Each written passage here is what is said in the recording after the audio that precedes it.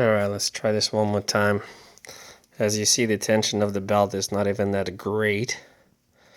It's just, I would say, actually less than it's supposed to be. And let's see how it's gonna start squeaking.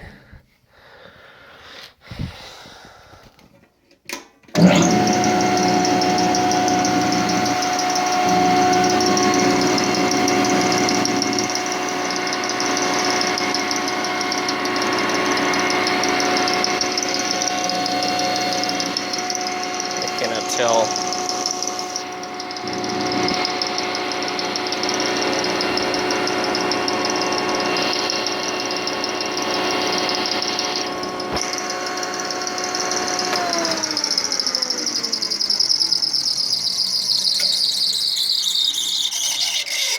Yeah, it's definitely coming from the motor.